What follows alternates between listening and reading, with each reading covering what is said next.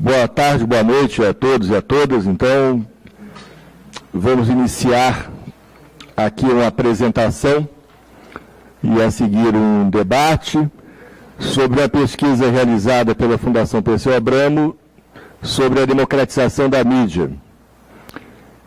Desde a preparação desta pesquisa, do questionário, contamos com alguns colaboradores e colaboradoras que nos auxiliaram na preparação do questionário. E hoje aqui temos alguns companheiros e companheiras, parceiros nessa jornada, nessa luta importante.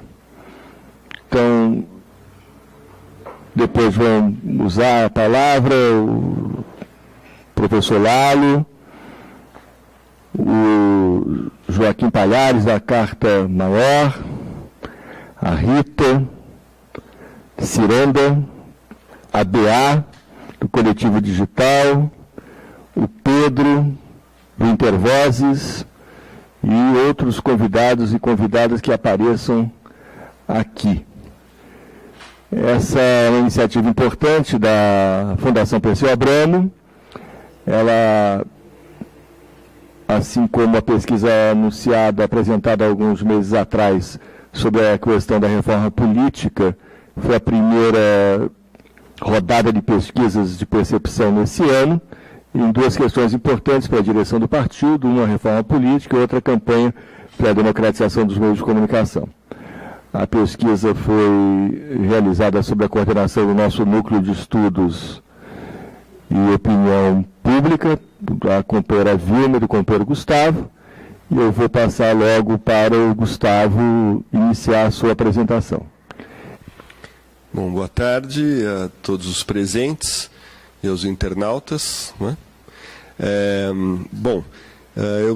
Preparamos aqui uma síntese dos dados, não é? É um estudo nacional. Vamos ver um pouquinho o dado amostral aqui. Trata-se de mais um levantamento do Núcleo de Estudos de Opinião Pública, né? O primeiro junto com o tema da reforma política, como mencionou Joaquim, deste ano, mas que vem numa série de estudos realizados pela Fundação Perseu Abramo dessa natureza nos últimos 15 anos, né, com temáticas diferentes, e o foco desta parte da pesquisa foi, então, o tema da democratização da mídia. Trata-se de um estudo típico quantitativo, né, com uma amostragem representativa da população brasileira acima de 16 anos. Foram 120 municípios, pessoas de áreas urbanas e rural, cobrindo todo o país. Como todo estudo dessa natureza, temos que lembrar que tem uma margem de erro, né, que o dado não tem a sua exatidão aparente, podendo flutuar aí de 2 a 5 pontos percentuais, dependendo da segmentação do resultado. 2 pontos para os resultados nacionais, pode chegar até 5 pontos no caso de resultados regionais. O que nós vamos ver aqui é fundamentalmente os resultados gerais para o Brasil, porque esse tipo de pesquisa, evidentemente, pode ser e deve, para uma análise completa, ser analisado, né, por toda a segmentação possível: sexo, idade, classe social, através de renda, raça, cor, regiões do país, etc., né? Como resumo, a gente vai ver principalmente os resultados gerais aqui. A coleta de dados foi de 20 de abril a 6 de maio, né? E vamos ver, então, os principais resultados. Em relação à penetração dos meios, né, nós temos um resultado, evidentemente, conhecido, que é a liderança da TV aberta, não é, com uma penetração de 94%, seguida ainda pelo rádio, né, ouvido em alguma frequência, algum grau de frequência, por 4 de cada 5 brasileiros. E temos no terceiro lugar um empate aqui entre quem acessa a internet, quase metade da população, com 43%, e a leitura de jornais impressos, não é? Também com quase metade, 43%. E as revistas foram indicadas como um meio de informação para 1/4 da amostra pesquisada. Nós vemos que a televisão, né, dentro daqueles 94% que tem de penetração, ela tem um uso, uma frequência diária bastante alta, né? Então 4 de cada 5 brasileiros, pela projeção da amostra, assistem televisão todos os dias, né? E, bem, em termos de... isso a TV aberta. A TV fechada, não é? Que é assistida por 37%, né, um pouco mais de 1/3 da população brasileira. Para aqueles que têm acesso, também 4 de cada 5 farão um uso diário da programação de TV fechada. O rádio, com a sua penetração, como eu havia dito, de 4 em cada 5 brasileiros e brasileiras, tem uma audiência diária de quase 7 em cada 10 daqueles que ouvem rádio. E os jornais, um dado bastante interessante é que os jornais locais, né, são responsáveis por praticamente metade, pequenos títulos, né, que pulverizados em todo o país são responsáveis por quase metade da leitura, daquela metade que lê jornais. Então temos 1/4 aproximadamente da população brasileira, mais próximo de 1/5, que lê pequenos títulos e tem nos jornais locais um meio de informação bastante importante. As revistas, né, que com aquela penetração de 1/4, são metade delas, da leitura delas vem da leitura da Veja, né, que, portanto, atinge aí cerca de 11, 12% da população brasileira, como leitura direta, e seguida depois de outros títulos como Isto É, Época, Caras, Contigo, etc. Em termos de sites, né, de acesso à internet, a pergunta feita foi em quais sites costuma navegar. A liderança foi do Facebook, depois do Google, o Globo, o UOL e mais abaixo Terra, YouTube e outros. Que assuntos costuma ler ou consultar? Essa pergunta foi feita especificamente para o uso da internet, né? E daqueles que usam a internet e consultam sites, 7 em cada 10 falaram que buscam notícias, né? E uma parte, em seguida 1/5, o contato com amigos nas redes sociais, etc. Então o uso da internet para fins noticiosos é bastante alto. Aqui a questão era qual que é o meio que mais usa para se informar sobre o Brasil e o mundo, né? E sobre a sua própria cidade, né? Nós vemos que a TV aberta, ela lidera, ela tem vamos dizer, um uso mais alto para o Brasil e o mundo. No entanto, as rádios e conversas com familiares e jornais impressos, ao contrário, vão ter um uso maior para informação sobre a própria cidade, sobre as localidades onde os entrevistados residem. Bem, isso mapeado, né, que já são dados eventualmente conhecidos por outras pesquisas, né, tratamos de investigar a percepção da opinião pública a respeito, entre outros temas, da propriedade dos meios de comunicação e dos interesses que são vistos como retratados na programação dos meios, né? Então, a pergunta, quando tratam de política e economia, quais são os interesses que os meios de informação costumam defender, né? Para respostas estimuladas, tivemos, na soma de mais de uma resposta, os interesses de seus próprios donos, liderou com 35%, daqueles que têm mais dinheiro na sociedade, também cerca de 1/3, né, com 32%, e dos políticos, 29%. A outra alternativa da maioria da população foi citada por apenas 1 de cada 12 ou 13 entrevistados, né. Foi o último item que foi reconhecido dentre os itens sugeridos como sendo os interesses mais defendidos pelos meios de comunicação. A pergunta: na maioria das vezes os meios de comunicação noticiam os fatos de maneira neutra e imparcial, não é? Que é digamos, um atributo que de forma geral os meios de comunicação gostam de dizer que carregam, né, teve a concordância de apenas pouco mais de um quinto, né, 22% da população apenas concordou plenamente com essa questão. Na grande maioria, 65%, 2/3 fica em uma concordância parcial ou uma discordância parcial, ou em termos, né, 65%. E 11%, 12% no arredondamento, discordam totalmente de que os meios de comunicação sejam neutros e imparciais. A questão, no governo Dilma, os meios de comunicação têm noticiado de forma equilibrada, tanto que é o que o governo faz de bom como de ruim, né? Outra vez, a concordância ficou com uma parte minoritária, a concordância total, em que 29%, aqui arredondando a taxa, concordaram totalmente, contra 11% que discordaram totalmente, e temos aí 69% com algum grau de concordância ou de discordância sobre essa questão. Quando os meios de comunicação noticiam um fato político, geralmente ouvem todas as correntes políticas envolvidas. Aqui uma minoria de concordância total ainda menor, de 18%, e empatando com aqueles que discordam totalmente, 17%, e no meio 63% concordando ou discordando em algum grau. E, finalmente, no Brasil, embora existam vários meios de comunicação, quase todos só defendem os interesses das elites. Concordaram totalmente 28%, discordaram totalmente apenas 7%, e 2/3 aproximadamente ficaram em algum grau intermediário de concordância ou discordância. Em relação ao direito de resposta, perguntados se ele é observado e com que frequência, não é? Um quinto aproximadamente diz que ele é quase sempre respeitado, 22%. Um pouco mais de um quarto diz que ele quase nunca é respeitado, 27%.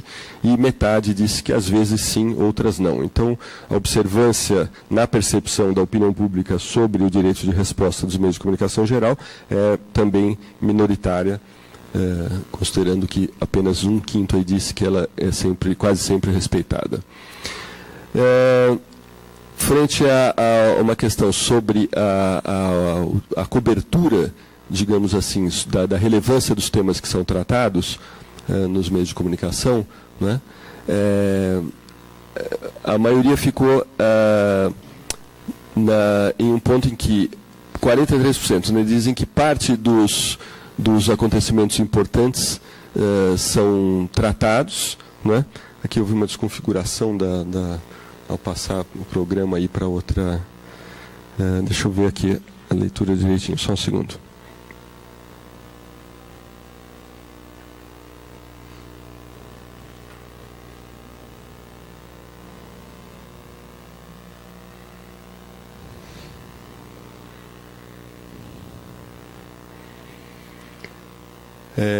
Bem, tem uma divisão grande aí entre se os meios de comunicação cobrem, não é, aqueles fatos que de fato são considerados importantes, não é? Há uma divisão entre aqueles que consideram que cobre tudo que é importante, ou cobre apenas parte ou pequena parte, né? Uma divisão grande da percepção da opinião pública a respeito disso. E em relação à liberdade de decisão daquilo que é publicado nos meios de comunicação, né? Se isso vem... quem decide são os âncoras, vamos dizer assim, os repórteres que dão as notícias, né? Como é que a população vê isso, ou se são os donos dos meios de comunicação, dos empresários de TVs e jornais, né? 1/3 acha que os apresentadores, os jornalistas, não têm essa liberdade, que quem decide são os donos e empresários da TV, 31%. A maioria, ainda que não absoluta, 45% acreditam que eles têm uma liberdade parcial, mas não total, e apenas cerca de um quinto, um pouco menos, 19% acreditam que os repórteres e jornalistas têm liberdade total para veicular aquilo que gostariam. Bem, em relação à propriedade, a percepção a respeito da propriedade dos meios de comunicação no país, e particularmente das emissoras, né, de TV, há uma desinformação grande da população, né? A maioria, 3 de cada 5 brasileiros acreditam que as televisões, né, que, como sabemos, são concessões públicas, 3 de cada 5 acreditam que são propriedades privadas como qualquer outro negócio, né?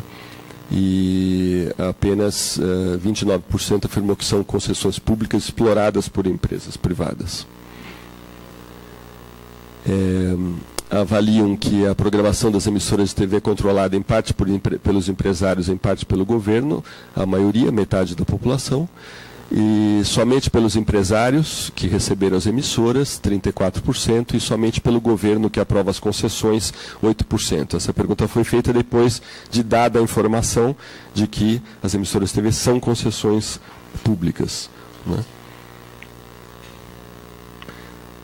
Acreditam que o número de grupos privados de comunicação é grande, mais da metade da população, 55%, e, enfim, que deveriam ainda assim aumentar 31%, 22% acham até que deveriam diminuir, né?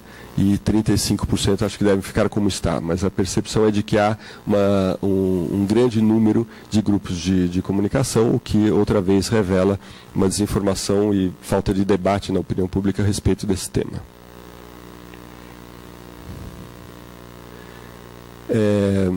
Informados sobre a concentração dos meios de comunicação em torno de 10 famílias, dos grandes meios de comunicação em todo o país, né?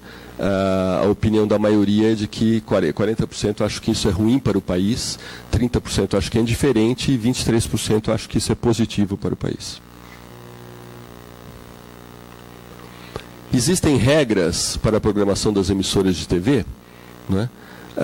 52% acreditam que sim, 36% acham que não, que as emissoras é que decidem o que passar, e 10% dirão que isso depende do caso. Deveria haver mais regras? Aí a maioria esmagadora, de 71%, dirá que sim, que deveria ter mais regras, 16% acha que as regras atuais são suficientes, e apenas 10% acho que deveria haver menos regras, né? Então há uma percepção, pelo menos de uma maioria razoável, de que existem regras, mas que, no entanto, elas deveria haver mais, que elas são insuficientes. Em relação às regras de publicidade e propaganda, né, especificamente, a anterior era a respeito da programação, né, 2/3 acham que também publicidade e propaganda, 105% dirão que deveriam ter mais regras, que 23% acham que elas são suficientes, as atuais, e 8% apenas que deveria ter menos regras. Em havendo mais regras, como que deveria ser a elaboração, a fiscalização e o controle dessas regras, né? Um conselho que represente a sociedade é a opinião da maioria relativa de 46%, enquanto que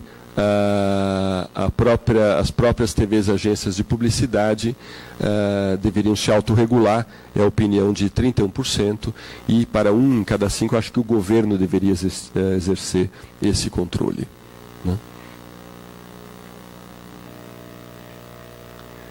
Bem, em relação a conteúdos veiculados, né, a grande maioria avalia que não deveriam ser veiculados palavrões e vocabulário chulo na televisão. São contrários à exposição gratuita do corpo da mulher, à exposição de cadáveres, à crueldade com animais, às cenas de nudez e sexo, às cenas de violência e às cenas de uso de droga. A grande maioria acha que isso só poderia ser feito com regras, né? E, de forma semelhante, conteúdos de violência ou humilhação da população negra, a maioria acha que não deveria ser veiculado em nenhuma hipótese. Conteúdos de violência ou humilhação de gays e lésbicas, também 54% contra. Cenas de violência ou humilhação contra a mulher, 53% contra. Humor que ridiculariza as pessoas, aí já temos metade totalmente contra, 43% que dizem que poderia haver desde que com regras. Valorização excessiva ou máxima do consumo, 56% são favoráveis a que isso possa ser feito, desde que com regras. Programas que expõem pessoas públicas famosas, também a maioria concorda, 59%, desde que com regras. E, por fim, programas infantis e publicidade para crianças, 2/3 concordam, desde que com regras. E, enquanto críticas ao governo, 46% acham que deve ser feito com regras, 41%, uma taxa expressiva, acho que aí sim pode ser feito sem regras. Em relação especificamente à veiculação de propaganda sobre bebida alcoólica, né, aí há uma forte oposição, né, para 44% elas deveriam ser totalmente proibidas na TV, e para outros 44% elas só poderiam passar em horários noturnos e de madrugada. Né. Apenas 10% são favoráveis à plena liberação de propaganda sobre bebidas alcoólicas na televisão. E, por fim, nosso último bloco, a respeito do quanto os meios de comunicação, em particular a TV, mostra a pluralidade, digamos assim, da população brasileira, né, em toda a sua diversidade. Então, a questão, a TV defende os interesses de pessoas como você, a maioria disse só de vez em quando, 55%, para 28% nunca. Apenas 16% dizem que com frequência. Evidentemente, aqui, como eu comentei no início, todo esse resultado é extremamente interessante, analisado, segmentando, né, para ver quem se sente representado, embora aqui a gente tenha uma noção que é uma minoria, né, mas a segmentação dos resultados mostra quem se sente mais representado. A TV dá bastante espaço para opiniões diferentes, 58% acham que em termos, né, às vezes sim, às vezes não, né. Para 24% não, e para 18% com frequência. Costuma mostrar pessoas que pensam como você, só de vez em quando, 56%, nunca 28% e com frequência 16%. Retrata as mulheres, às vezes com desrespeito à opinião da maioria, 47%, quase sempre com respeito, 36%, e quase sempre com desrespeito, 17%. Mostra a população negra menos do que deveria, opinião da maioria, de 52%, mas numa proporção satisfatória, 34%, mais do que deveria, apenas 14%. Retrata os nordestinos, às vezes com desrespeito, opinião da maioria, mais de 40%, às vezes com respeito, 36%, e com respeito, às vezes com desrespeito, 36%, e com respeito, 20%. E a população negra é mostrada com respeito, às vezes com desrespeito, por 49%, com respeito por 34% e na média com 16%. A TV costuma dar voz mais para os empresários, é a opinião de 61%, mais para os trabalhadores, 21%, e em termos para ambos, 18%. Oferece uma programação para crianças e adolescentes que é negativa ou positiva para a educação deles. Aqui é uma divisão, uma parte acho que é positiva, outra parte que é negativa, outra parte em termos, e costuma dar notícias, principalmente de São Paulo e do Rio de Janeiro, é a opinião de uma maioria relativa, e enquanto que 1/3 acredita que mostra mais resultados de todo o país. Enfim, isso é um resumo, como eu disse, de dados gerais, né? E é possível e necessário segmentar esses resultados, né? Mas já nos dá uma noção clara de dois problemas centrais, eu diria. Um que é a falta de informação, em particular da opinião pública, sobre a concentração dos meios de comunicação no país, e um dado bastante claro, que aí tem uma percepção clara da população sobre não se ver, particularmente na televisão, em toda a sua pluralidade que a compõe. Muito obrigado, Gustavo. Muito obrigado. O pessoal que está acompanhando pela internet já deve ter visto no portal, tem acesso dos slides aqui apresentados. Então eu vou abrir para os nossos queridos convidados, nossos parceiros, que queiram comentar a pesquisa, um aspecto geral, um aspecto mais particular. Então é só fazer assim. Então você começa, que é muito bom, que está próxima, e a gente utiliza aqui o mecanismo de passar o microfone. Bom, primeiro eu queria cumprimentar, né? Bom, eu sou a Rita Freire, sou da Ciranda, e estou representando também a sociedade civil no Conselho Curador da EBC, que é a Empresa Brasil de Comunicação. Eu queria cumprimentar a Fundação pela pesquisa. A gente está vendo os resultados de forma resumida, mas algumas coisas me chamaram a atenção, e uma delas é que uma questão que é sempre difícil de tratar para quem discute a democratização da comunicação, que é o controle social da mídia, foi colocado aí com umas perguntas que acabaram trazendo esse interesse da população por regras em torno de conteúdos, o interesse da população num conselho que tivesse esse papel. Então, na verdade, nós temos uma dificuldade de discurso, de diálogo quando tratamos disso, mas de alguma forma a pesquisa foi lá e conseguiu encontrar sim, esse interesse da população no controle social da mídia. Então, é uma referência importante para nós. A outra coisa é que percepção da mídia, quando você, assim, uma percepção do controle da mídia, de quem controla e de se o que ela traz te retrata, quando você só tem um tipo de mídia formando opinião, impondo consenso, é muito difícil você criar sem a referência, sem a diversidade, sem ter o que contrapor, é muito difícil a população criar essa percepção crítica, né? E a gente percebe que de uma forma ou de outra, de uns tempos para cá, na última década, a população vem desobedecendo um pouco a mídia, e eu não sei quanto tempo que a gente pode comentar, que também posso... o que for necessário. Tá bom. Então, eu acho que, assim, quando você convive muito com um vírus, você cria anticorpos, eu acho que a população, ao conviver com essa mídia que ela tem, ela vai, de alguma forma, percebendo essa manipulação, mas sempre acompanhando de alguma alternativa para ela poder se contrapor ao que tem aí. Seja no discurso, como foram nas campanhas eleitorais, né, você tinha a alternativa do discurso obrigatório dentro da mídia, que levou a população a desobedecer a mídia, a perceber que ela não se via naquele discurso, naquele tipo de consenso, né? E acho assim que realmente deve ter sido um exercício tanto tentar identificar padrões para poder capturar isso.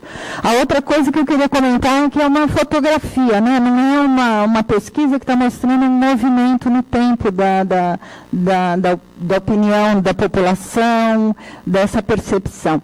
E ela foi feita quando essa pesquisa? Abril e maio, quer dizer, um momento, assim, foi muito feliz essa pesquisa em pegar a população, um momento, assim, imediatamente anterior aos protestos, a todo esse debate que passou a acontecer, associado aos protestos, sobre o papel da mídia na relação com a sociedade mobilizada que se manifesta e tal. Então, isso deve provocar mudanças, e esse debate que está acontecendo hoje da democratização da mídia em vários lugares, né, também deve ter efeitos. Então, numa entrevista, eu disse, vou dizer agora, que a Fundação, ao se propor a fazer essa pesquisa, ela acabou assumindo um compromisso com o movimento de dar continuidade para que a gente perceba o efeito desse debate, né, na qual a Fundação está engajada, da democratização através do tempo, né? Então, acho que isso é importante. Só queria fazer uma observação com relação à Veja, que ela parece muito bem cotada aí. Acho que tem também um pouco do que se chama de recall, né, que a gente não tem outras revistas para citar numa pesquisa. Se a gente fizer um cálculo aí a população, nós estamos hoje com 200 milhões, um quarto lê revista, metade lê a Veja, 12 milhões de pessoas, quer dizer, tira as crianças daí, a tiragem da Veja é de 1.200.000. Aí a gente teria 10 pessoas lendo cada exemplar. Então, a Veja tem uma estratégia de se divulgar maior do que de ser lida. Ela se coloca nos consultórios, tudo. Então, ela se distribui, então, você senta, né, para esperar ser atendido, está lá, estão as vejas, como elas conseguem chegar, não sei. Mas, então, eu acho que tem um pouco assim se me chamam para uma pesquisa e me perguntam de uma revista, claro que eu não vou citar vejas, que eu vou lembrar que ela existe, eu vou. Né, se você não tem uma percepção crítica e precisa responder, então acho que essas mídias mais que são mais conhecidas, né? E também notei que nas pesquisas não foi perguntado qual veículo de TV, né? Que as pessoas acessam, tal.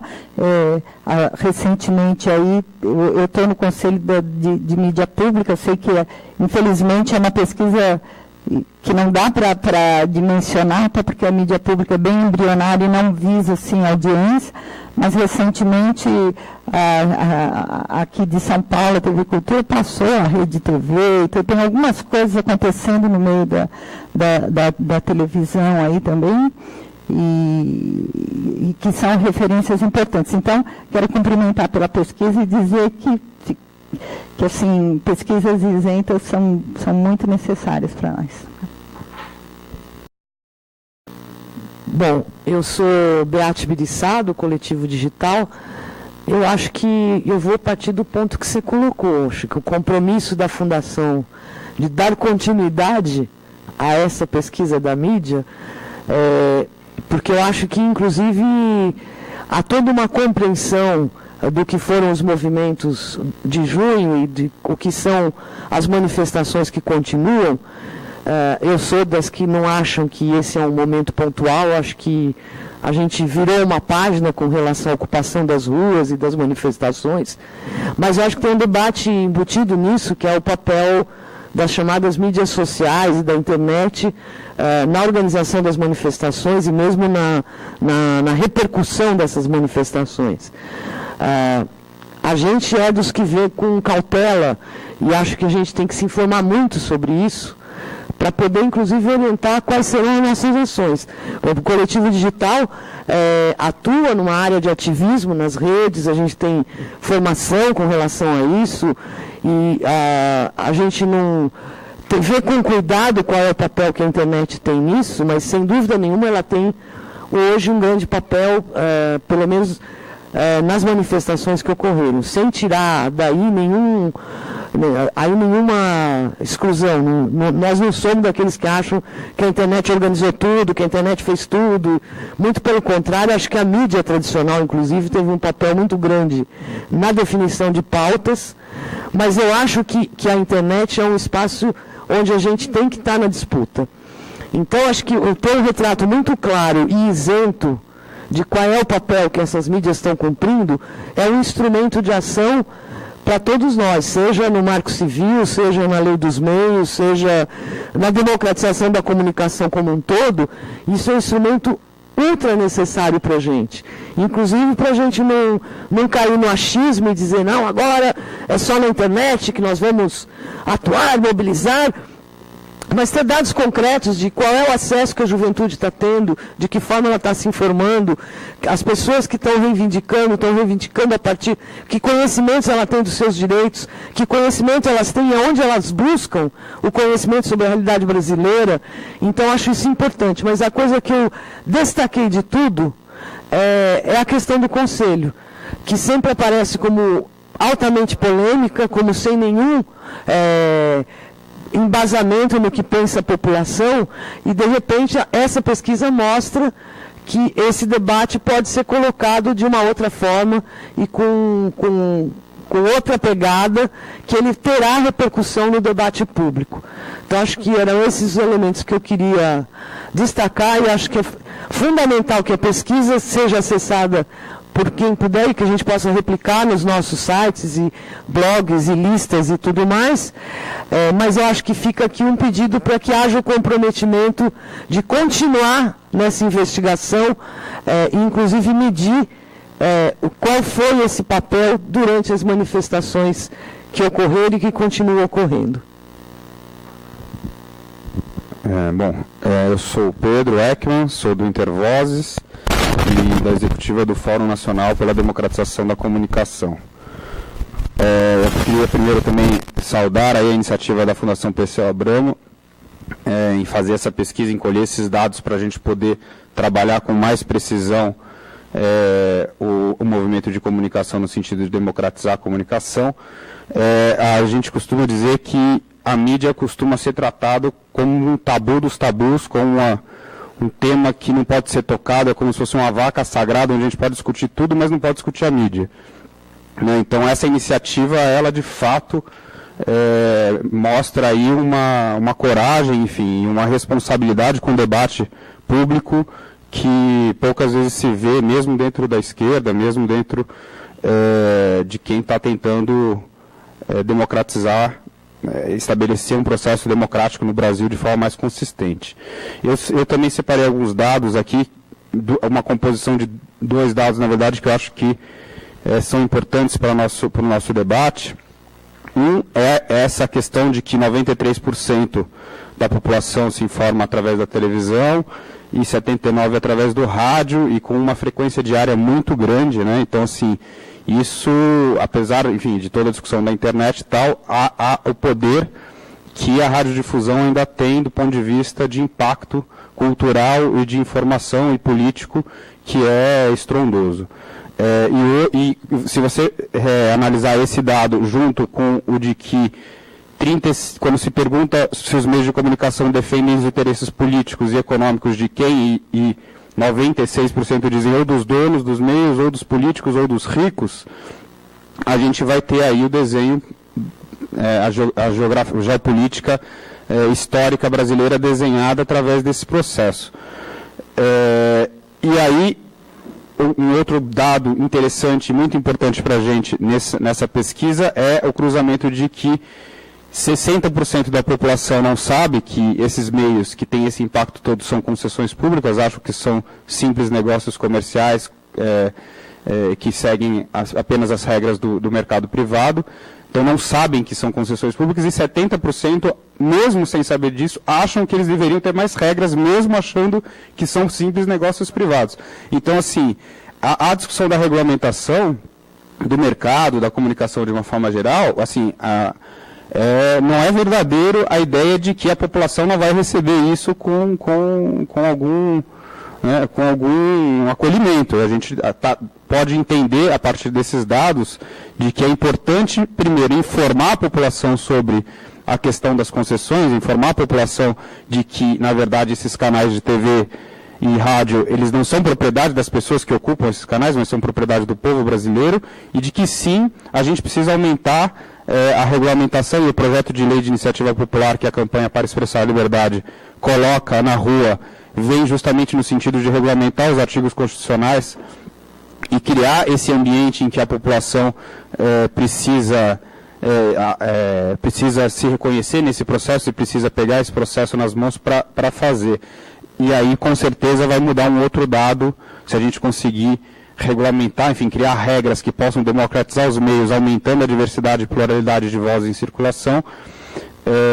O outro dado de que as pessoas não se reconhecem na TV, não se reconhecem nos meios de comunicação, também pode começar a mudar, uma vez que a gente pode passar a ter mais vozes em circulação. Então, assim, é um instrumento, essa pesquisa é um instrumento muito importante para a gente também, quando vai fazer o debate nos lugares, as pessoas falam, mas será que é isso mesmo? Mas será que as pessoas pensam isso mesmo? Será que isso aí não é uma análise só de vocês que estão atuando na pauta todos os dias? Não, acho que agora a gente começa a ter bases mais sólidas para fazer o debate público, um debate sobre o interesse público, enfim, em relação a essa história de desenvolvimento de interesses privados apenas nesse campo da comunicação. Obrigado.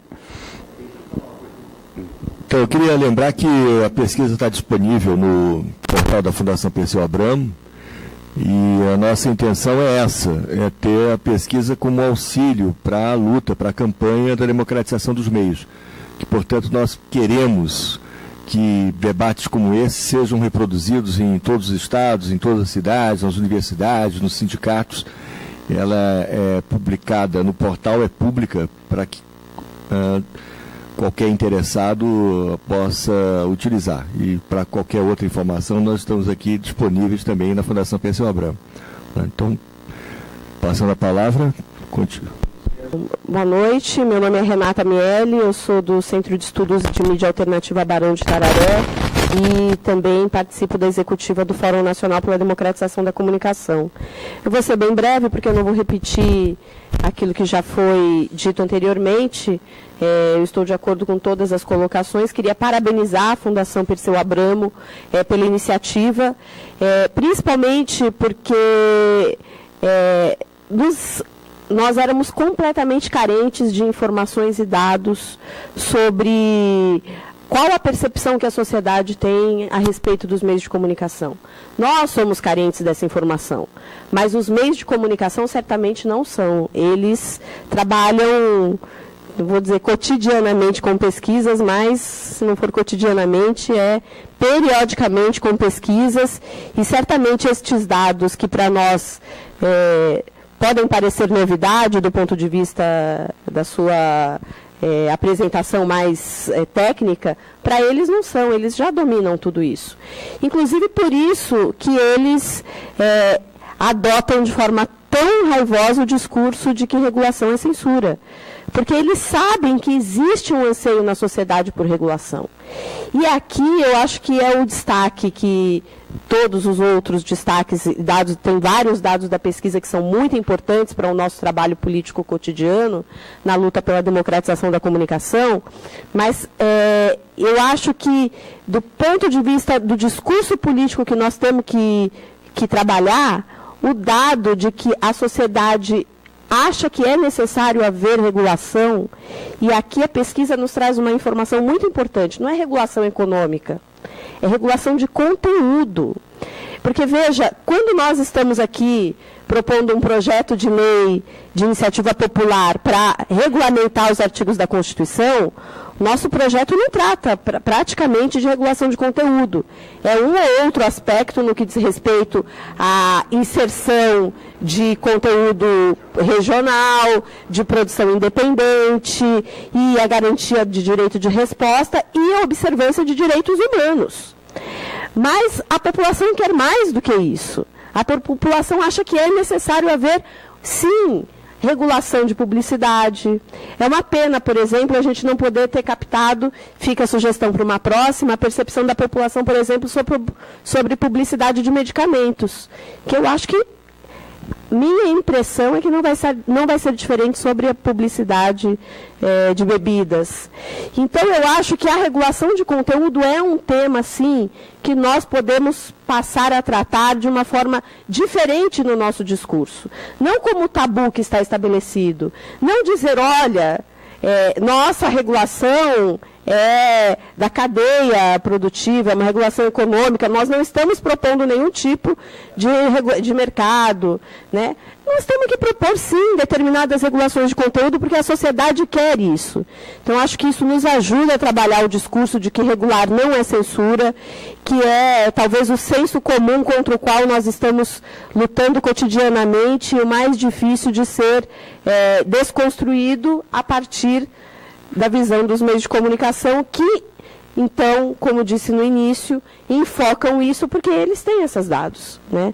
Então, acho que isso, essa pesquisa presta uma contribuição inestimável para a nossa luta, e eu concordo fazendo coro aqui com os que me antecederam, que é fundamental que a gente possa pensar na possibilidade de ter aí uma série histórica para poder, inclusive, perceber a incidência da nossa luta sobre esses resultados. Então, parabéns a Perseu Abramo.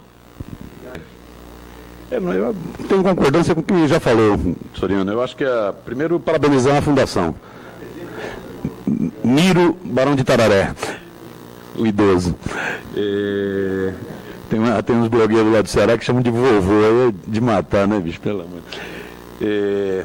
Então, primeiro, parabenizar a Fundação pela pesquisa, né? Eu acho que mostra a seriedade da Fundação Perseu Abramo, a boa utilização dos recursos existentes, né? E uma postura ousada, né? Como a Renatinha disse, a mídia deve fazer, os barões da mídia devem fazer 1 quilo de pesquisa, se bobear até diariamente, né? Mas a sociedade não tem domínio sobre essa realidade de mídia, né? Com a percepção que a sociedade tem de mídia. E eu acho que é um instrumento fundamental porque é isso, nos tira do achismo, né? Dá mais base científica para o debate que a gente está fazendo na sociedade. Eu acho que, entre outras coisas, destacaria algumas da pesquisa. Uma mostra a força da mídia. Para quem acha que mídia não tem força, tem muita gente que tem essa tese de que mídia não elege, não derruba governo, e deixa a mídia à vontade, basta um controle remoto. Tem até uma presidenta da República que fala isso, né? Eu acho que a pesquisa mostra que a mídia é muito forte, né? Eu acho que a jornada de junho já tinha demonstrado isso, quando ela tentou capturar o que era a jornada, e a pesquisa confirma. É isso, você ter 94% que se baseia em televisão, 79% que se baseia em rádio, né? Até o rádio, que eu não tinha dimensão da força do rádio, a gente achava, e o dado é muito forte. Então acho que esse é um primeiro aspecto importantíssimo. Um segundo aspecto importantíssimo, que também já foi falado aqui, revela o desconhecimento que existe sobre o que é a mídia no Brasil, desconhecimento da sociedade. Quer dizer, é um dado grave, a sociedade não saber que televisão e rádio são concessões públicas, né? Nós podíamos até tirar uma campanha, que era obrigar, antes de qualquer programa, de novela, de filme, de jornal, ter uma estampa no programa dizendo TV Globo, uma emissora privada que explora uma concessão pública. Porque a sociedade não sabe disso, a pesquisa mostra, né? É um negócio impressionante, devia ter uma leizinha, né, que tivesse um letreiro, né?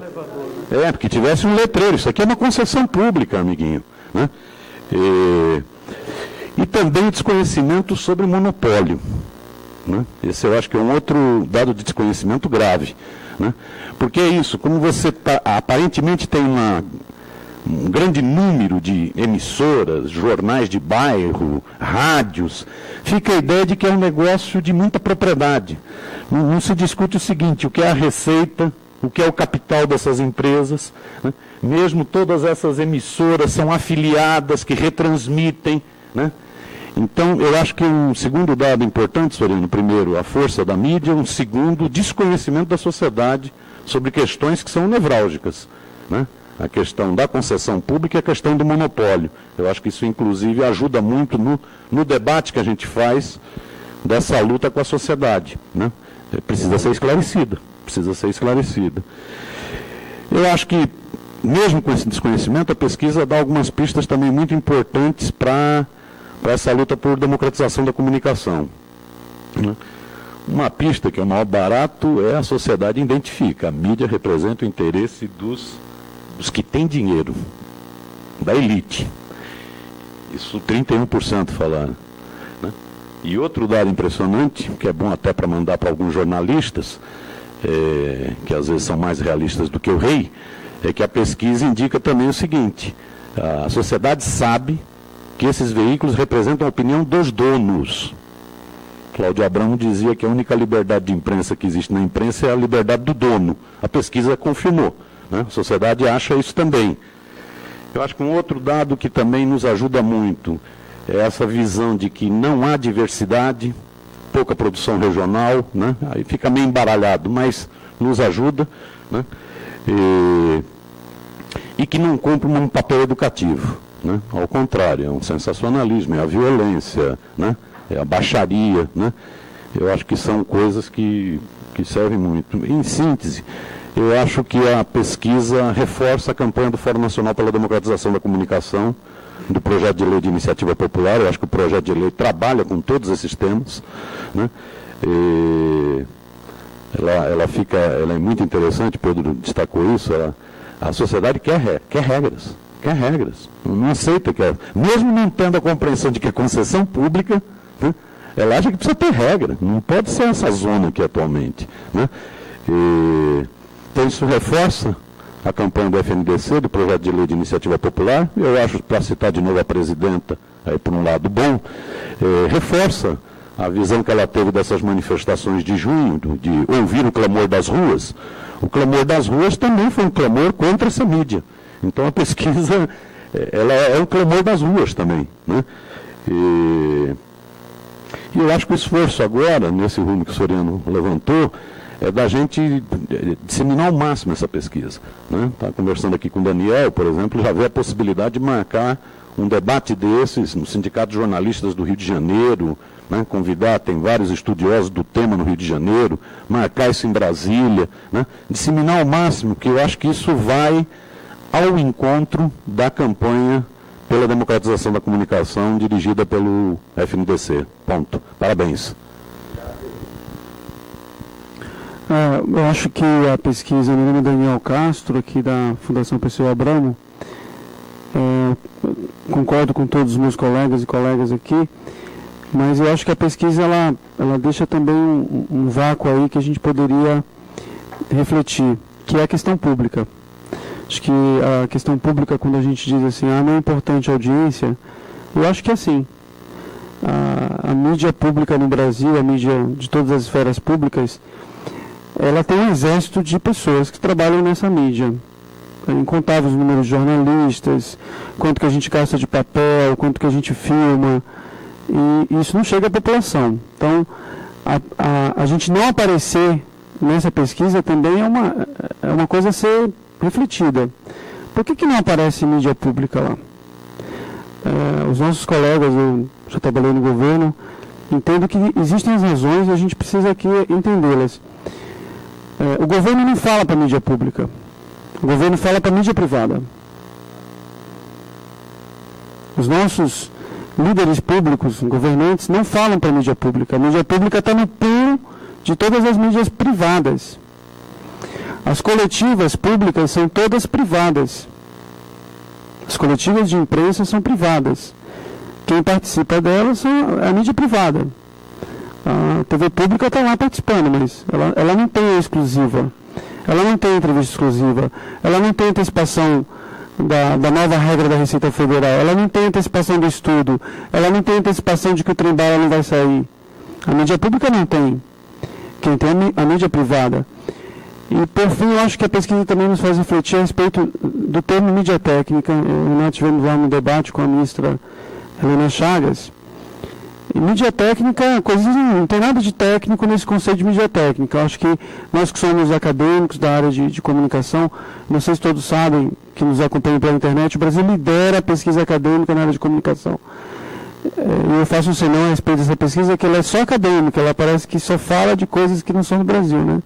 Nossa academia estuda muito bem a nossa história de comunicação, mas não estuda a realidade, né? Você não vai ver muitas pesquisas da USP, da Metodista, da CASP sobre a nossa realidade, né? É mais sobre a nossa história de comunicação. Então, nesse aspecto, eu acho que o conceito que o governo adota hoje, principalmente o governo federal, e que é replicado nos outros governos, de mídia técnica, é a reprodução do desenvolvimento. É aquela coisa, a gente quer desenvolvimento, a gente vai desenvolver mais em São Paulo? Não. O desenvolvimento, ele parte do princípio, o Celso Furtado, desenvolver as regiões que não têm desenvolvimento. O conceito de mídia técnica, ele é o mesmo conceito de desenvolvimento, ele perpetua os veículos que já recebem, ou que já têm uma estrutura, e a gente continua investindo neles com o mesmo patamar, considerando, tecnicamente falando, que eles devam receber porque eles têm audiência, ou seja, é um ciclo. A gente nunca vai ter outros veículos, óbvio, porque os veículos que estão aí são os veículos que já são desenvolvidos. Então, acho que a pesquisa também coloca isso, se a gente não deveria se basear por princípio de desenvolvimento, então política pública, desenvolver os veículos que não estão na liderança. Né? A gente tem Bolsa Família para quê? Para levar as pessoas que não têm condição. Então, só por esse dado, o Conselho de Mídia Técnica cai por terra. Então, o governo não pode replicar o desenvolvimento de São Paulo e São Luís do Maranhão. Isso é impossível. A gente tem que desenvolver porque lá tem mais fome, mais miséria, mas os recursos têm que ir para lá, né?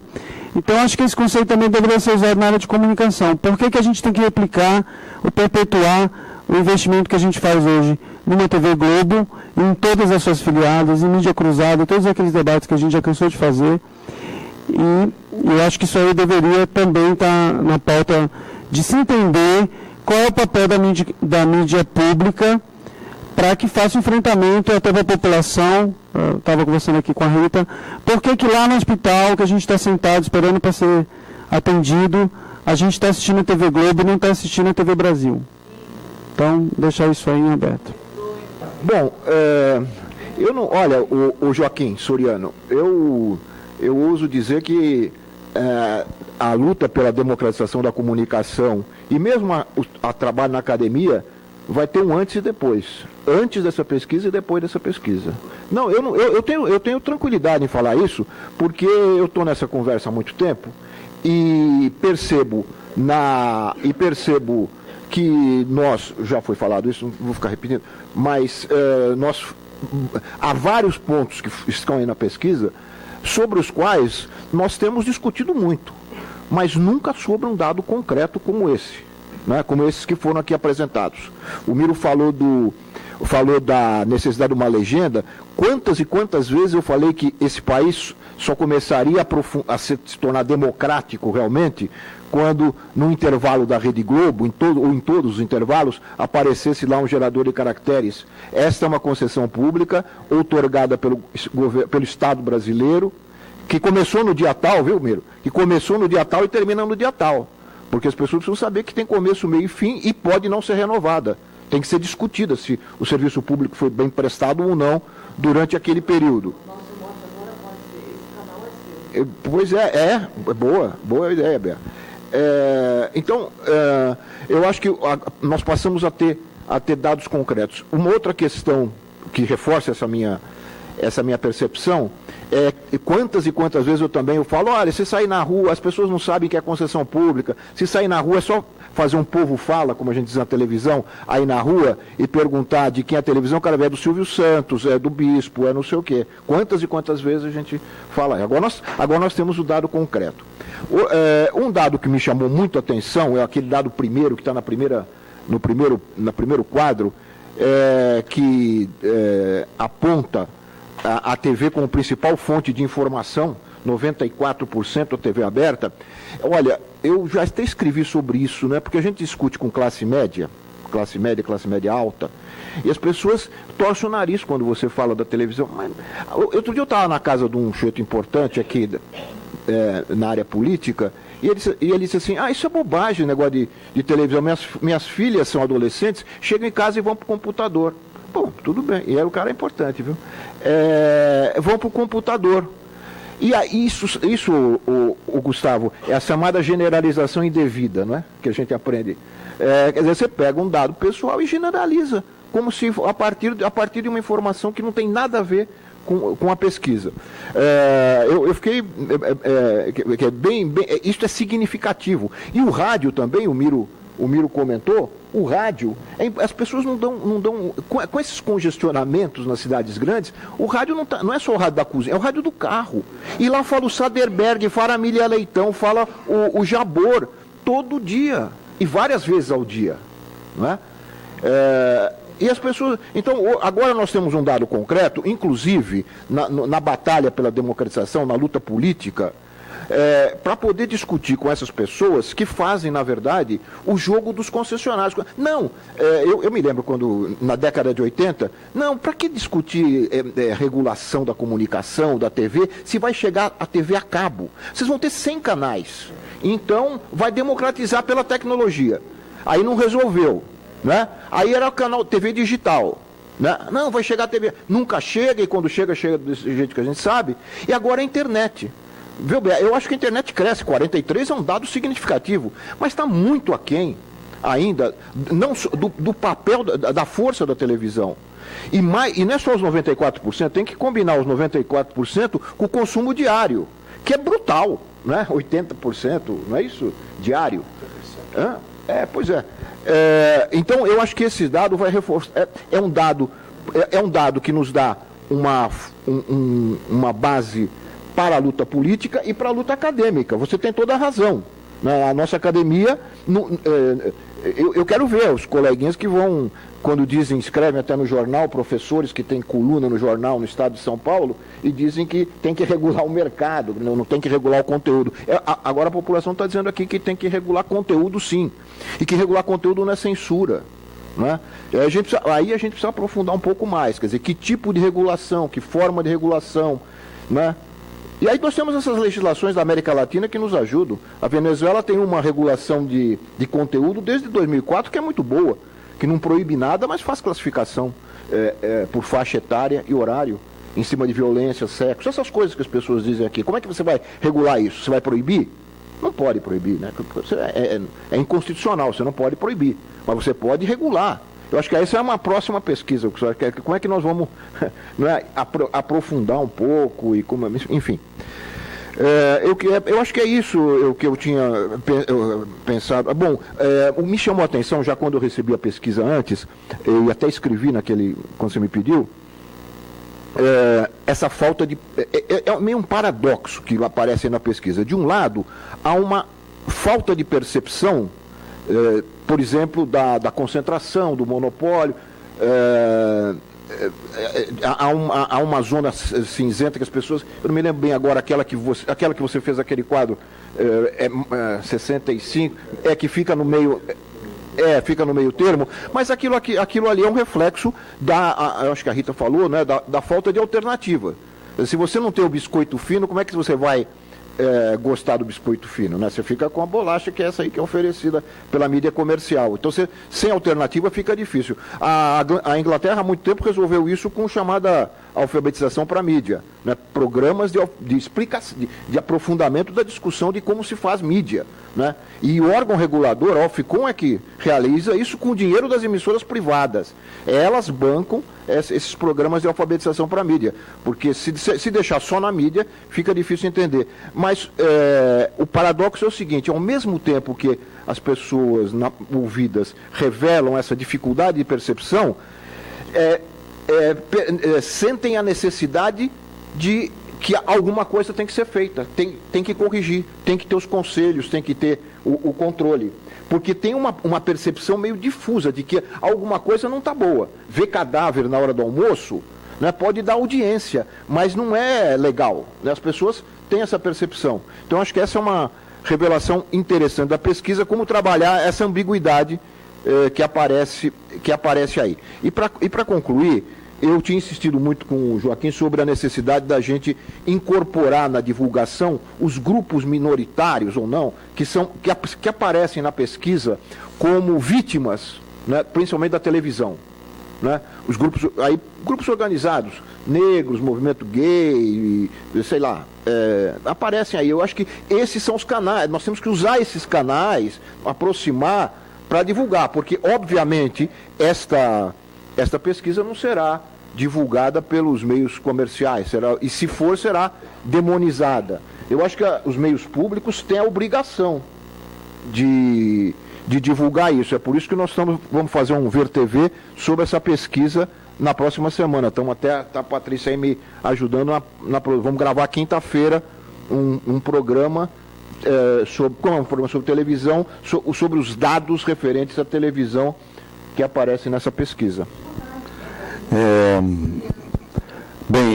Joaquim Palhares, eu sou da Altercom, porque eu acho que trazer aqui a visão de um empresário da mídia alternativa é importante. Eu tenho algumas observações a fazer. A primeira,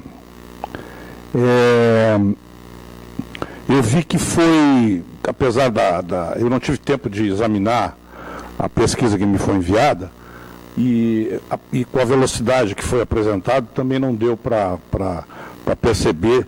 De repente eu posso ter me enganado. Mas, pelo que eu vi, a pesquisa examinou como que a mídia vê o governo Dilma. É isso.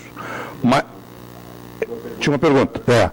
Mas não examinou a questão do poder legislativo nem do poder judiciário. Eu acho que isso seria importante incorporar para uma próxima pesquisa, por dois fatores. O primeiro fator é o seguinte: nesses últimos 12 anos, a grande imprensa, notadamente a Rede Globo, a Folha de São Paulo e o Estadão de São Paulo, eles se especializaram em criminalizar e transformar a política em algo ruim. em algo feio, em algo que é feito para atender interesses pessoais, tá? E vinculam a isso uma corrupção que é, vamos dizer assim, genérica, não é? E que, em geral, ela é culpa dos políticos, não é? Quando ela própria, Rede Globo de televisão, as organizações Globo, são os maiores corruptos desse país. Tá?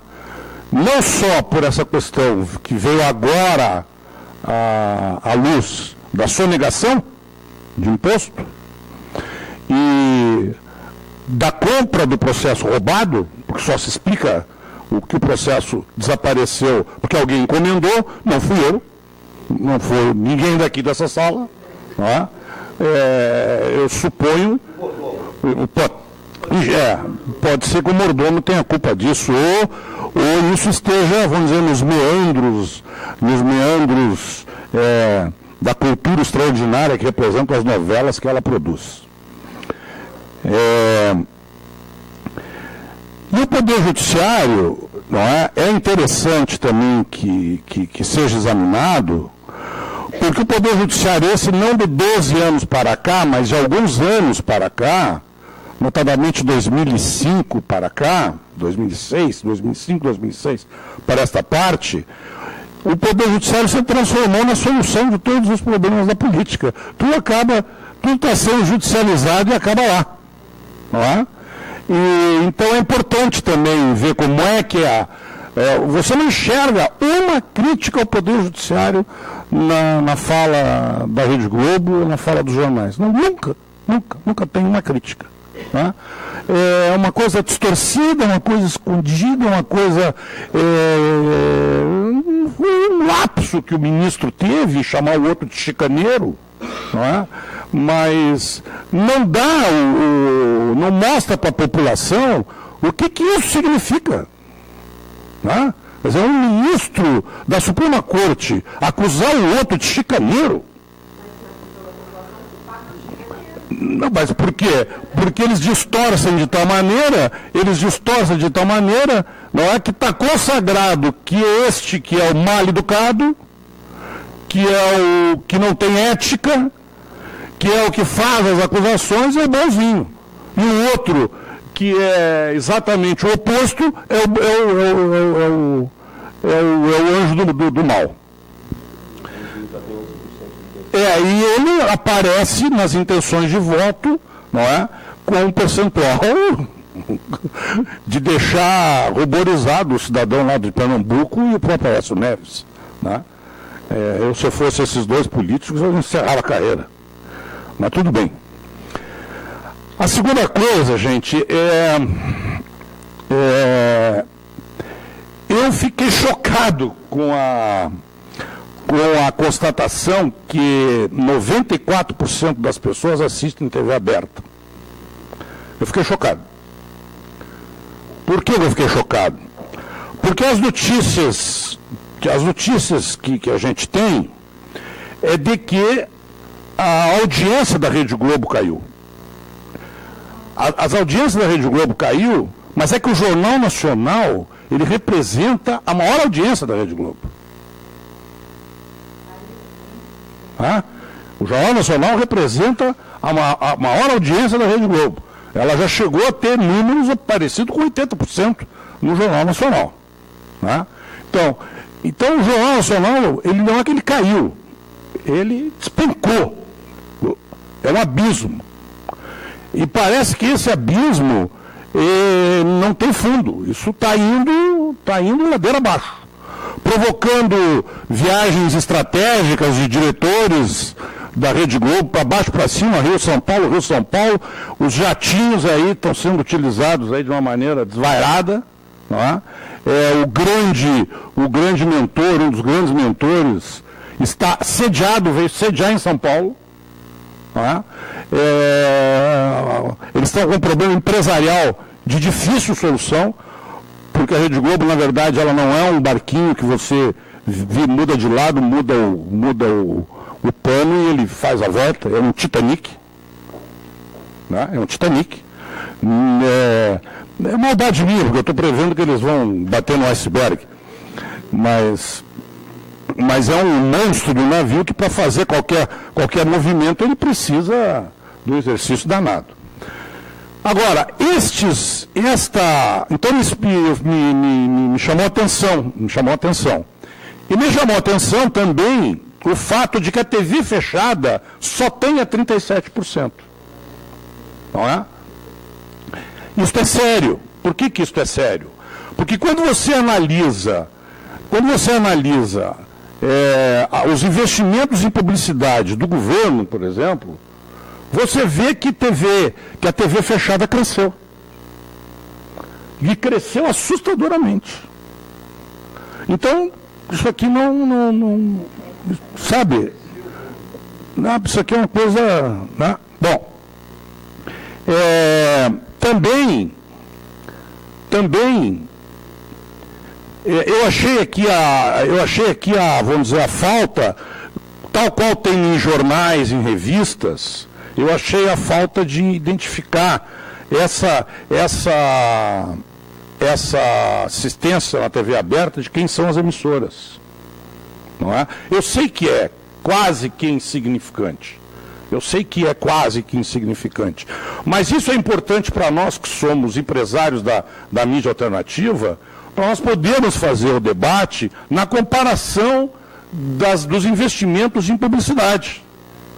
Isso é importantíssimo para nós. Tá? Então, se fosse possível, na próxima, incluir, não teve.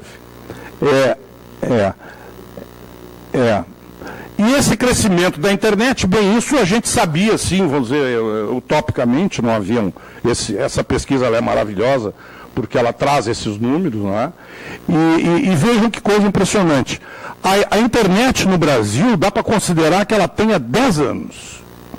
Não dá para considerar 2001, 2002 a internet. A gente ficava meia hora para conectar. E falava com 3 pessoas. Não é? A partir de 2003, ela começa a crescer, não é? E atinge os números significativos que hoje estão aí. Não é? Coincidentemente, coincide com 8 anos do governo Lula, 2 anos do governo Dilma. E coincide com esse dado histórico da queda do Jornal Nacional. Os números que saíram publicados pelo UOL dão notícia dos 10 anos. E por que o Jornal Nacional cai? Porque não há mais a necessidade da gente correr para casa para assistir a notícia. A notícia está dada na internet, muito antes do Jornal Nacional.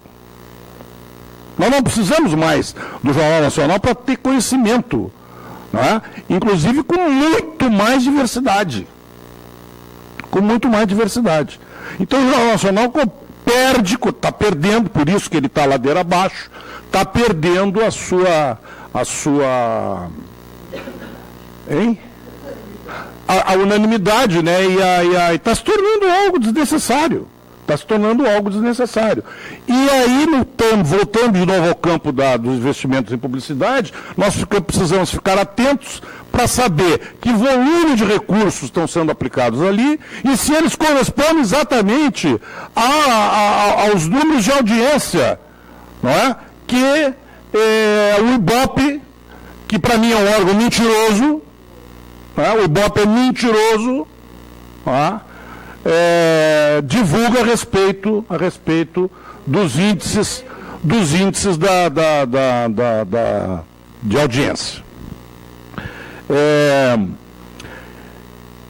E surge aqui também na pesquisa, apesar de que de uma forma, vamos dizer, lateral, talvez o maior problema que nós vamos enfrentar doravante, e que é um problema para todos, inclusive para a Rede Globo, que é o extraordinário crescimento do Google no Brasil. Tá? A Rede Globo, se ela não abre o olho, o Google vai engolir. E rápido. Porque o Google é movido, ele é o próprio vírus da internet que entrou na Rede Globo e está comendo ela por dentro. Tá? É isso que está acontecendo. Claramente. E o Google é isso. E vai comer também as agências de publicidade. Porque o Google está fazendo publicidade em larguíssima escala, entrega um percentual insignificante ao anunciante e fica ela com o grosso daquilo que ela cobra. Tá? Então é importante abrir aqui um parênteses, Joaquim, e examinar na próxima pesquisa, com cuidado, com atenção, essa história do Google. Tá? Porque é uma dificuldade que vai nos colocar todos. Se o Estado brasileiro não fizer algo, quer dizer, quando a gente está pensando em lei de médios, nós não pensamos no Google. O Google não está nessa história. E nós temos que urgentemente, passar a tratar esse assunto com muita atenção, porque realmente é um risco danado. Porque se a Rede Globo tem dinheiro, o Google tem muito mais. Tem muito mais. E é mais, na teoria capitalista, ele tem um negócio que é mais sério ainda. Ele é mais rentável. Ele tem uma rentabilidade muito maior que a Rede Globo.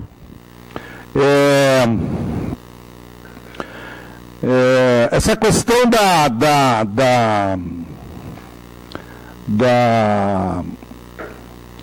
da concessão pública, né? Quer dizer, perfeitamente de acordo com tudo que foi dito, em destacar que é uma... Agora, o Estado brasileiro não se dá o respeito. Esse é um problema. O Estado brasileiro não se dá o respeito. Qual é o exemplo? O exemplo é a tal da campanha política gratuita. Não é gratuita. É uma concessão pública e o Estado paga com isenções fiscais para que os partidos façam a campanha. Então, quer dizer, se o Estado brasileiro primeiro não se dá o respeito, como é que nós vamos... Então, isto tem que ser incluído também em todas as campanhas, não é? Inclusive, se formos efetivamente partir para um plebiscito de reforma política, isso tem que ser incluído. Quer dizer, propaganda política gratuita é propaganda política gratuita. O Estado não bota um tostão também. Quer dizer, é uma concessão. O senhor vai ter que abrir aí a janela e nós vamos fazer a campanha política e ninguém vai pagar coisíssima nenhuma. Muito menos o Estado. É um negócio desse.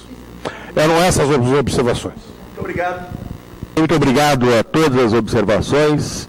Eu queria dizer que até agora 456 pessoas deram uma olhadinha aqui no nosso debate. Tem cerca de 100 que permaneceram o tempo todo nos acompanhando. Seguramente eles ligaram aqui de manhã cedo para dizer que queriam saber como ia ser a transmissão, né? Eu queria perguntar se tem mais alguma questão a ser feita, depois vou passar, evidentemente, para o Gustavo para fazer algumas observações. Eu, de imediato, digo o seguinte, que essa disposição de vocês de agradecer os destaques feitos pela iniciativa da Fundação e da importância de nós darmos continuidade, não é? Abrir uma nova série, né, Gustavo?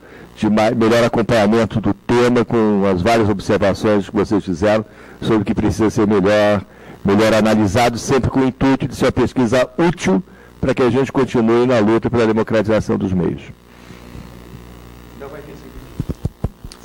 Alô? Funcionando. Não. Tá bom o som? Eu vou fazer alguns comentários, né, sobre algumas colocações. Eu acho que a Rita e depois o Palhares levantaram esse ponto sobre não termos mapeado, né, os veículos nos casos de TV e rádio.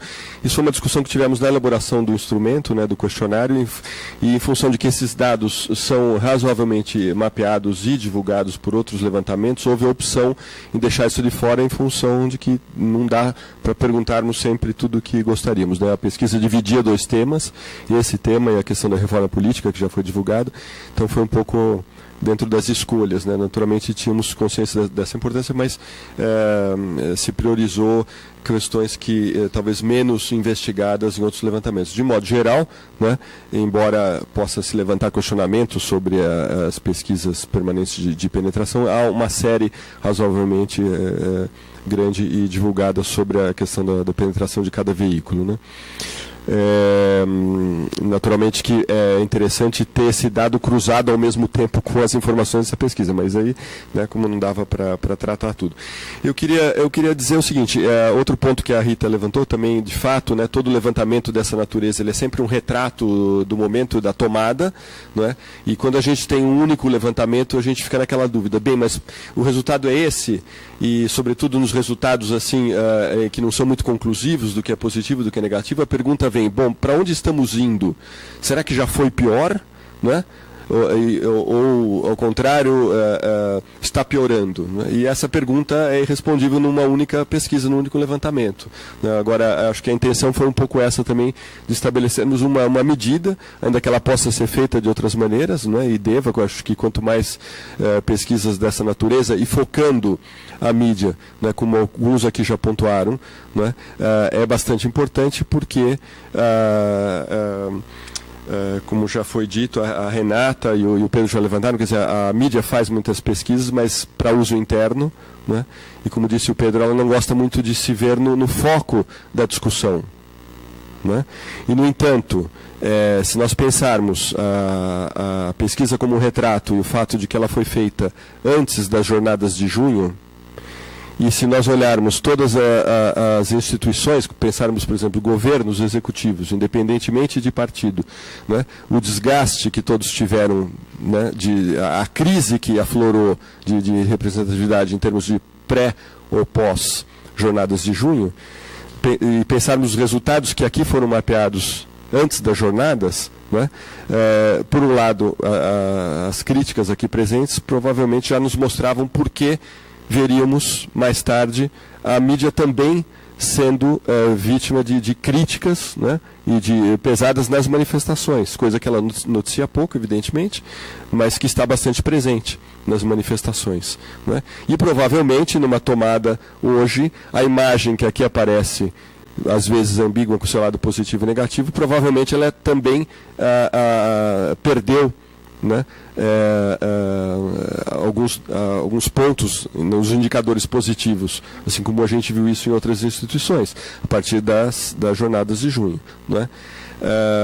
O que não significa, evidentemente, como muitos aqui pontuaram, de que a mídia ainda não tenha muita credibilidade, até em função daquele fator de que ela é uma possibilidade de lazer gratuita, né, entre aspas, né, para quem a televisão aberta, né, uma vez comprado o aparelho, em tese, não está pagando ou não se vê pagando a sua programação, claro que paga através dos produtos que consome, que estão lá publicizados, porque o custo dos produtos embute o custo de sua veiculação, de sua comercialização, de sua divulgação, né, mas isso não aparece como tal. Então é um meio de, vamos dizer, de uso do tempo livre quando há, e de lazer bastante fácil, bastante generalizado, talvez por isso essa penetração ainda hoje tão alta.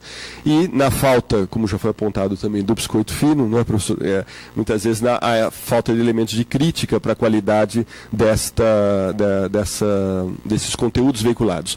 O que a pesquisa chama a atenção, me levou a uma analogia com uma pesquisa que fizemos sobre direitos humanos em 2008, em que, ao estimular uma série de questões e perguntar para a população, para a opinião pública brasileira, isto é um tema de direitos humanos, aí a concordância era muito alta em quase todos os temas citados, como de fato eram.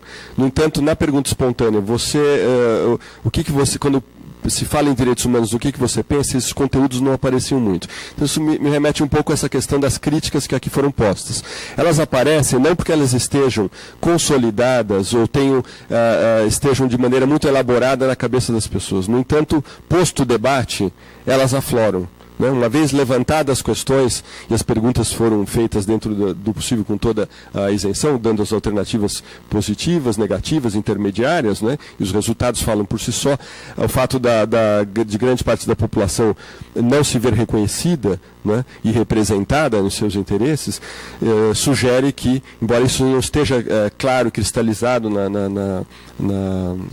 nas consciências da audiência em geral, em particular da televisão, da população brasileira, uma vez suscitado o tema, há um amplo espaço para que ele seja problematizado e reconhecido, né? E daí eu acredito que a importância, a pesquisa, eu diria que é só um início, início não, porque todos aqui estão vem debatendo isso há muito tempo, mas é apenas uma contribuição a mais para esse debate e, evidentemente, a sua apropriação crítica e a sua divulgação é que poderá fazer com que isso avance na sociedade brasileira, né? E amanhã, mais à frente, possamos numa próxima pesquisa, talvez encontrar dados um pouco mais positivos, né, do ponto de vista dessa consciência da importância da democratização da mídia no país para a democracia em geral e para a conquista de justiça social, etc. Então fica, evidentemente, esse convite para que haja um máximo também de divulgação dentro do possível, de debate, e estamos também à disposição para esse tipo de questão. Muito bem, mais alguma questão? Pois não? Pequenininha, mas na verdade bastante grande. Eu vi que também o índice é muito grande de pessoas que dizem que não se veem na mídia, né? E que as pautas também não, que as opiniões não são as suas opiniões. Um número muito grande. Então a mídia que nós estamos fazendo, que nós temos aqui hoje, ela não é para nós, né? É um outro mundo. Então, nessa proposta de continuidade, eu acho que se deveria buscar identificar melhor o que é que as pessoas esperariam de uma mídia que fosse próxima. Não sei, isso aí, o problema das perguntas é com os pesquisadores. E que não tem hoje, porque esse é um indicativo muito importante, né? Então, tem um positivo aí dessa fotografia, que é o que as pessoas acessam, o quanto elas são mediatizadas. Aí tem o negativo, né? Tem as que não são mediatizadas, as que não estão na internet, as que não atuam, as que não têm acesso, porque TV é uma coisa de mão única, né? Eu assisto passivamente e tal. Então, hoje, para a gente discutir direito à comunicação e novas formas de mídia, e as mídias sociais, e as mídias alternativas. Então, eu acho que vocês abriram aí uma trincheira que cria expectativa no movimento de que vocês vão continuar conduzindo e trazendo esses dados. Especialmente se essa pesquisa dá para confrontar dados de mídia técnica que estão sendo usados hoje, eu acho que isso também tem que ficar visível, porque se é isso de mídia fechada, ela tem um outro tratamento da parte do governo, e essa pesquisa vem mostrar que a coisa não é bem assim. Isso eu acho que também é um elemento importante para se trabalhar.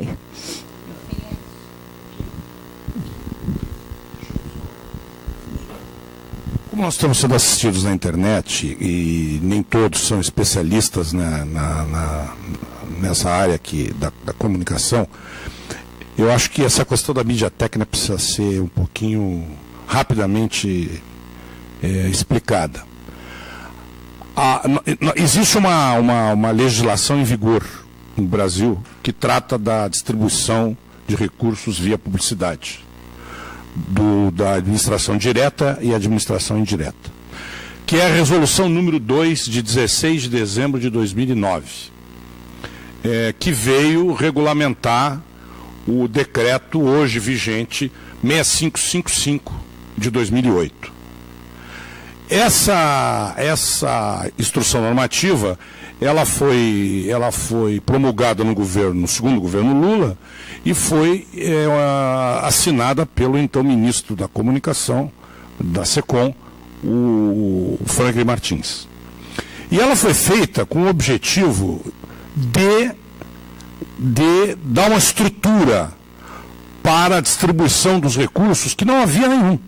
Quando o governo Lula assumiu, a SECOM era uma desordem, ela não existia. Né? Os recursos de publicidade eles eram decididos pelos ministérios e pelas estatais, individualmente. Isso não passava por nenhum critério, isso não passava por nenhuma observação de equidade, nada disso. Né? Era assim. Foi no governo Lula que essa coisa começou a ser organizada. Então, o Franklin cria aquilo que está capitulado lá no artigo 6º, inciso 3, letra C, a tática de mídia. E eu vou ler, para que todos entendam. Que exige a apresentação de critérios de distribuição dos investimentos por meio. Os meios são esses que foram aqui abordados pela pesquisa. Televisão, rádio, internet, jornais, revistas. Por meio. Considerados os objetivos da ação. Indicação dos períodos de veiculação, defesa da programação de veículos e respectiva distribuição de peças, de acordo com os objetivos de alcance e audiência. Então vejam, a mídia técnica, ela não é só audiência. Ela não é só audiência. Existem outros indicadores que são definidores do qual é o volume de recurso que cada meio e cada veículo dentro do seu meio deverá receber. Não é? O problema é que isto estava sendo mal interpretado. Agora, recentemente. E eu creio que agora passa a ser melhor interpretado. Inclusive a partir de uma reunião que houve entre SECOM e os organismos que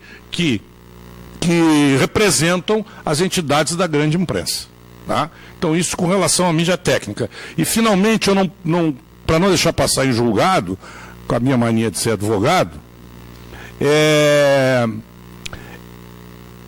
a pesquisa foi feita em abril. Tá? E a Veja praticamente declarou falência agora. Tem 20, 30 dias que a Veja praticamente abriu falência. Não é? Ela está numa situação também empresarial e se o PSDB perde o governo no próximo ano, fecha a Veja, fecha Abril, porque eles vivem de contratos irregulares, ilegais, não é? Que vendem revistas Veja para crianças lerem nas escolas públicas. Então isso é algo que também está a caminho do fim.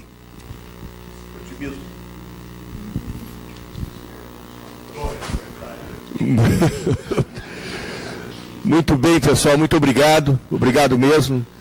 E esperamos continuar com o nosso trabalho para ajudar a democratização. E queremos dizer que faremos lançamentos, debates como esse em outras cidades. No Rio de Janeiro já podemos organizar, em Brasília já podemos organizar, em outros lugares que tenha gente para apresentar o que queira convidar algum de nós para colaborar. Muito obrigado, boa noite a todos e a todas.